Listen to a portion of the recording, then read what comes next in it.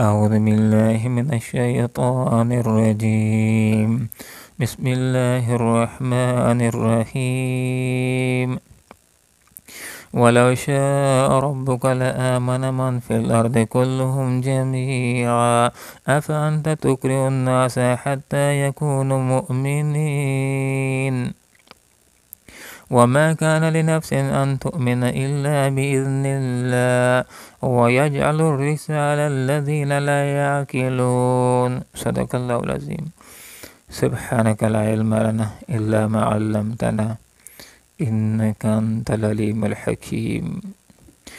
ولو شاء اگر چاہتا ربک تیرے رب لآمن تو لازماً ایمان لے آتے من جو ہیں فی الارض زمین میں کلہم سارے کے سارے جمیعا سب کے سب افانتا تو پھر کیا تم تکرہو مجبور کرو گے الناسا لوگوں کو حتیٰ یہاں تک کہ یکونو ہو جائیں وہ مؤمنین مومن وما کان اور نہیں ہے اختیار لنفس کسی جان کو ان تؤمنا یہ کہ وہ ایمان لے آئے الا مگر باذن اللہ اللہ کی اجازت کے ساتھ وَيَجْعَلُ اور ڈال لیتا ہے وہ الرجس گندگی کو علی الذین ان لوگوں کے اوپر لا یعقلون جو عقل و سمجھ سے کام نہیں لیتے۔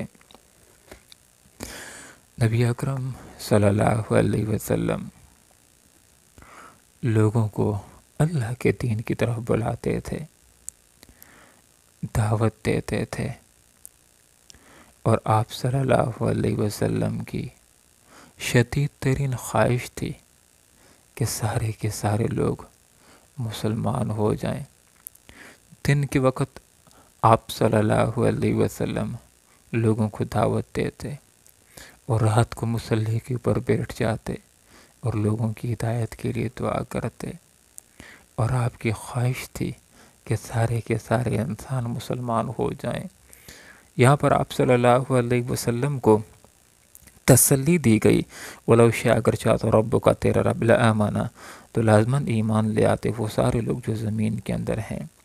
اگر اللہ کی مشیت یہ ہوتی کہ سب کو مسلمان بنا لے، جیسے کہ اللہ رب العالمین نے فرشتوں کو مسلمان بنایا ہے، کوئی نافرمانی نہیں کرتا، اسی طرح اگر اللہ تعالیٰ چاہتا کہ سارے انسانوں کو مسلمان بنا لے تو سارے مسلمان ہوتے۔ اگر اللہ تعالیٰ جبراً یہ بات چاہتا کہ سارے کے سارے انسان مومن ہو جائیں، مسلمان ہو جائیں، تو کوئی فرعون بننے کی جرات نہ کر سکتا، کوئی ابو جہل بننے کی جرات نہ کر سکتا، سارے کے سارے لوگ مومن ہوتے، مسلمان ہوتے۔ لیکن اللہ رب العالمین کی حکمت یہ ہے کہ اگر سب کو جبراً مسلمان کر دیا جائے تو پھر مقصود فوت ہو جاتا ہے۔ مقصود تو یہ ہے کہ انسانوں کو اختیار دیا جائے، ان کو آزادی دی جائے اور ان کا امتحان لیا جائے۔ اگر جبراً مسلمان کر دیا جائے تو امتحان کا مقصد فوت ہو جاتا ہے۔ تو اللہ تعالیٰ تو انسانوں کا امتحان لینا چاہتا ہے کہ اللہ تعالیٰ نے آزادی دے دی اختیار کی، اور دو راستوں کو اللہ تعالیٰ نے واضح کر دیا ہے۔ تو جو لوگ اپنے خوشی کے ساتھ اسلام کی طرف آئیں گے اللہ تعالیٰ ان کو ایمان کی توفیق دے گا، دنیا کے اندر بھی کامیاب ہو جائیں گے اور آخرت کے اندر بھی کامیاب ہو جائیں گے۔ اور جو لوگ اپنی مرضی کے ساتھ برے راستے کو اختیار کریں گے تو ان کو اسی کے اوپر چلنے کے لیے چھوڑ دیا جائے گا۔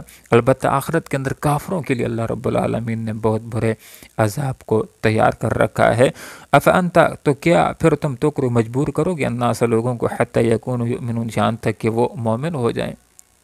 مجبور کر کے مسلمان کرنا تو آپ کی ذمہ داری نہیں لگائی گئی ہے، اور یہ آپ سے نہیں پوچھا جائے گا کہ آپ صلی اللہ علیہ وسلم بتلا دیجئے کہ ابو جہل کیوں مسلمان نہیں ہوا، ابو لہب کیوں مسلمان نہیں ہوا، اخنس بن شریح کیوں مسلمان نہیں ہوا۔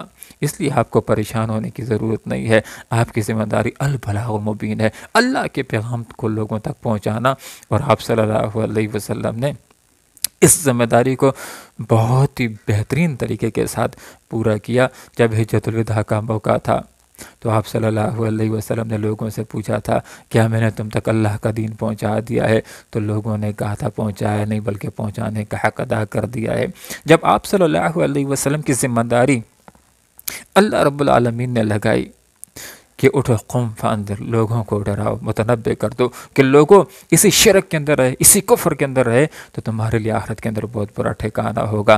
آپ دن کو بھی سمجھاتے رہے، رات کو بھی سمجھاتے رہے، حتیٰ کہ اس حد تک آپ صلی اللہ علیہ وسلم نے محنت کی کہ اللہ رب العالمین کو تسلیاں دینی پڑیں۔ آیات کا مفہوم یہ ہے کہ اگر یہ لوگ اس کتاب ہدایت کے اوپر ایمان نہ لائیں تو یہ آپ صلی اللہ علیہ وسلم آپ تو ان کے پیچھے اپنے آپ کو گلا ہی ڈالیں گے۔ اور ایک آیت کا مفہوم یہ ہے کہ اس انداز کے اندر آپ صلی اللہ علیہ وسلم کو اللہ تعالیٰ نے تسلی دی کہ میرے حبیب، ہم نے آپ کے اوپر یہ قرآن اس لیے تو نازل نہیں کیا کہ آپ مشقت کے اندر پڑ جائیں۔ تو آپ صلی اللہ علیہ وسلم کس قدر احساس ذمہ داری کے ساتھ اللہ کے پیغام کو اللہ کے بندوں تک پہنچاتے تھے۔